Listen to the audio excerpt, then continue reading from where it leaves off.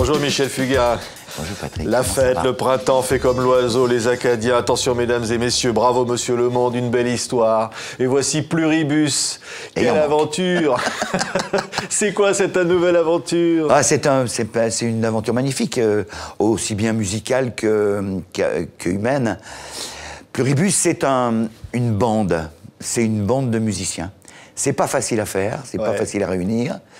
C'est une bande de musiciens qui, sous la baguette de Pierre Bertrand, qui est l'homme qui écrit, qui a tout changé, qui a rangé, dérangé, réarrangé tout ce que j'ai pu faire. Il a fait son marché là-dedans.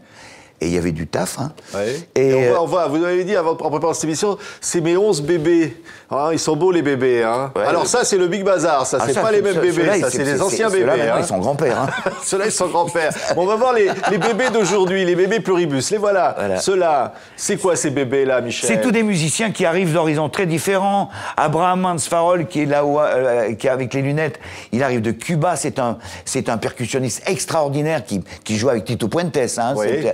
C'est-à-dire, c'est des gens. Pierre Bertrand est là, l'air assez satisfait de lui-même, avec son sax dans la main. Il y a Lynn Cruz qui a son violon, est danoise et elle a un passé déjà musical important puisqu'elle était dans Gotham Project. C'est un rassemblement de gens qui arrivent du jazz, donc de la musique sud-américaine et qui ont décidé de jouer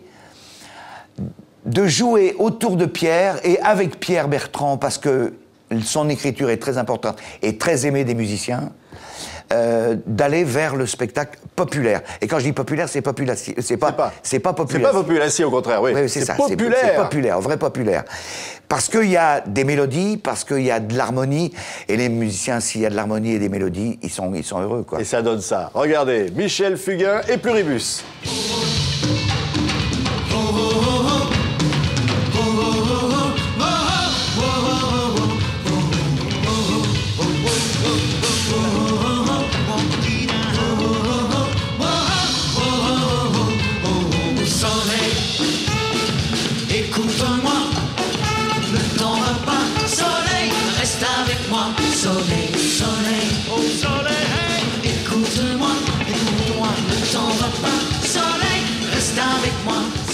C'est ça l'ambiance, hein. Il faut que ça soit festif, Michel. Il faut qu'il y ait ce rassemblement comme ça. Ah, c'était volontaire, ça.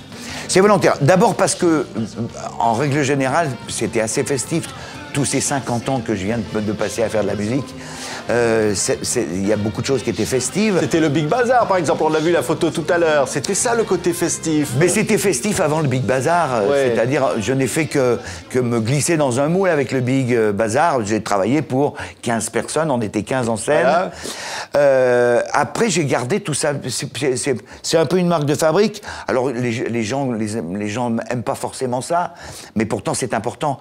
Et c'est d'autant plus important maintenant que on peut pas dire que l'époque soit excessivement riante, quoi. Oui. Donc, ou excessivement collective, parce qu'on vous voit avec ce groupe-là, avec Pluribus, et on va voir les images d'enregistrement. Vous êtes ensemble, on a l'impression que vous êtes un des musiciens parmi les autres, Michel. Mais je suis, avec Pluribus, je suis un peu le chanteur de l'orchestre, oui. Et être ensemble, travailler ensemble, je le vois, moi, tous les soirs, dans les yeux des gens. Il y a une espèce de fascination du travail ensemble, comme si le fait de travailler ensemble faisait déjà en soi rêver un peu les gens, quoi. Oui, regardez l'enregistrement là. Ça c'est l'enregistrement du projet Pluribus. C'était le début de l'aventure un peu, Michel. Hein.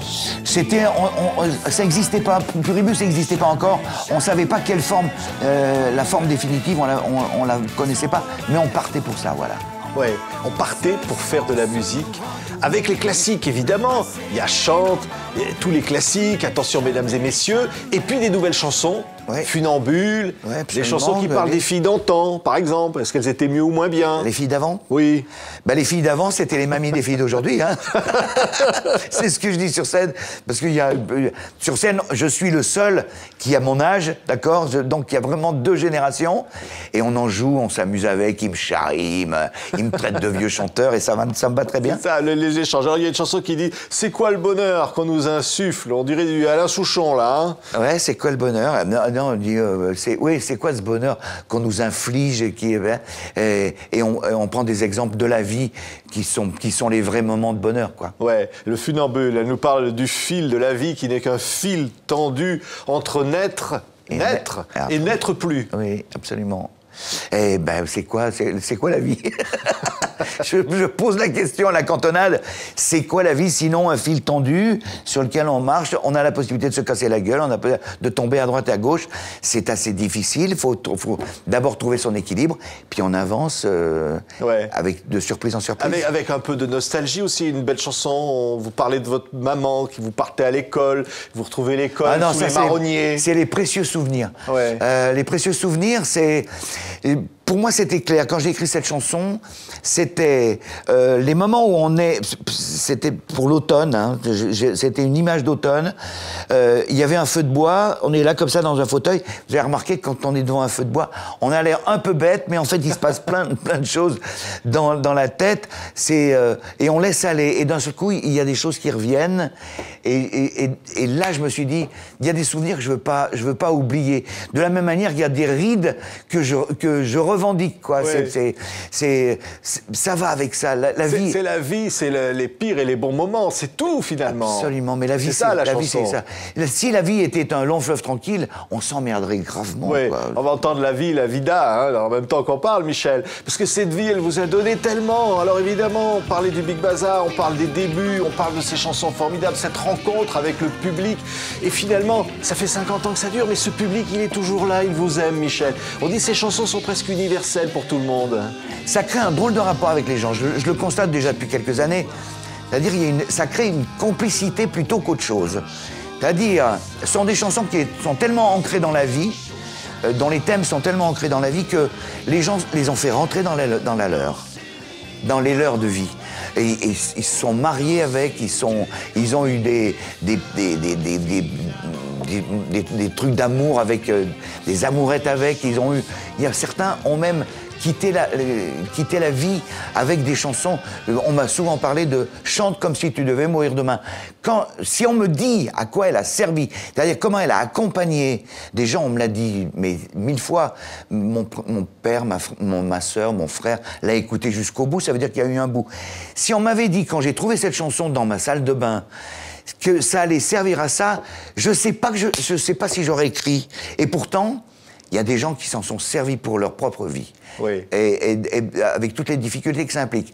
Ça m'a fait prendre conscience du rôle capital que représente le fait de faire des chansons pour un peuple. Et c'est de dire aussi que les chansons, elles parlent de nous, de nos vies. Ah et oui, que Fait comme l'oiseau, c'est une chanson universelle aussi. C'est une chanson qui appelle à se dépasser, finalement, à aller vers les autres. C'est de la fraternité, vos chansons, Michel Fugain.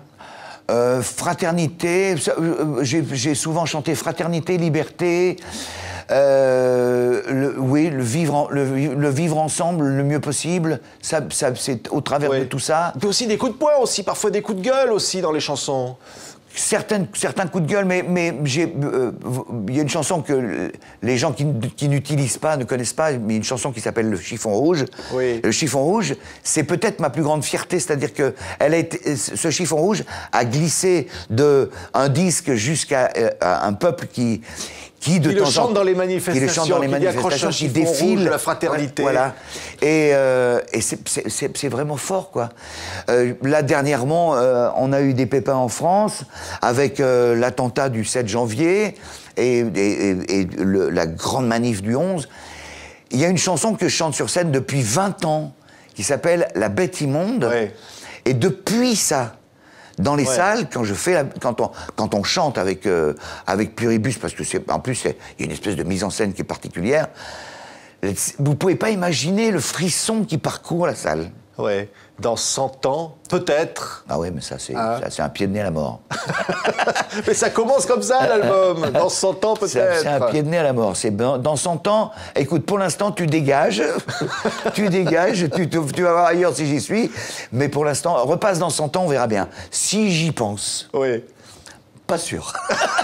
Mais vous savez quoi, Michel? Dans 100 ans, on écoutera encore ça. Hein, ça, c'est l'intégrale du Big Bazar, des 4 albums qui avaient été faits avec le Big Bazar. Il y a tout, c'est une merveille. Et puis l'album, évidemment, c'était un projet Pluribus, c'est le titre de l'album. Maintenant, c'est plus un projet, c'est une réalité. Pluribus, ouais. On va vous applaudir le 7 mars au Folies Bergères. Ouais. Pour fêter les 50 ans.